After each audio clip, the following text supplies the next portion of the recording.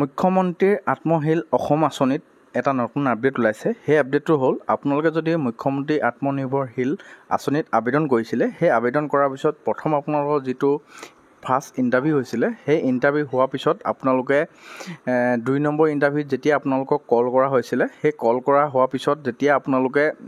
2 number ইণ্টাৰভিউটোৰ কাৰণে যদি যোৱা নাছিলে বা 2 নম্বৰ ইণ্টাৰভিউটোৰ কাৰণে কিবা অসুবিধাত আপোনালোকে যাব নোৱাৰিলে, তো সেইসকলৰ বাবে এইটো ভিডিঅ' বনাইছোঁ। সেই সকল মানুহৰ কাৰণে বহুত ভাল খবৰ হৈছে। মই এইটো যিটো আপডেট দিছোঁ ডিব্ৰুগড় ডিষ্ট্ৰিক্টৰ হয়। যদি আপোনালোকে এইটো আপোনালোকৰ 2 নম্বৰ যিটো ইণ্টাৰভিউ আছিলে, সেই ইণ্টাৰভিউ যদি আপোনালোকে যাব নোৱাৰিলে, তেনেহ'লে যিখিনি আপোনালোকৰ ডকুমেণ্টছ, যিখন আপোনালোকৰ একনলেজমেণ্ট চাৰ্টিফিকেট আছিলে আৰু যিটো আপোনালোকৰ এডমিট আৰু লগতে আপোনালোকৰ যিটো প্ৰজেক্ট, আপুনি যিটো প্ৰজেক্টৰ ওপৰত আপোনালোকে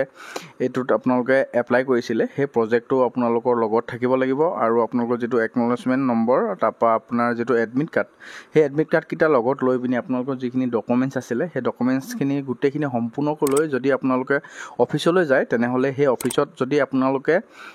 3 তাৰিখৰ ভিতৰত যদি জমা দিয়ে, তেনেহ'লে আপোনালোকৰ যিখিনি পইচা পাবলগীয়া আছে, যিখিনি আপোনালোকৰ চৰকাৰে পইচা দিয়াৰ কথা কৈছে, সেই পইচাখিনি আপোনালোকে পাব বুলি জাননী এখন দিছে। যদি আপোনালোকে ইণ্টাৰভিউ দিব যাব নোৱাৰিলে, তেনেহ'লে প্ৰজেক্ট ৰিপৰ্ট, তাৰপৰা আপোনালোকৰ যিখিনি আপোনাৰ আধাৰ কাৰ্ড ডকুমেণ্টছখিনি, যিখিনি আপোনাৰ নিজৰ প্ৰয়োজনীয় ডকুমেণ্টছ, চাৰ্টিফিকেট, স্কুল চাৰ্টিফিকেট, যি আপোনালোকৰ ডকুমেণ্টছ আছে, লগতে যিবিলাক আপোনাৰ একনলেজমেণ্ট নম্বৰ, এইখিনি সকলোখিনি লৈ পিনি আপোনালোকে যদি আপোনালোকৰ যিটো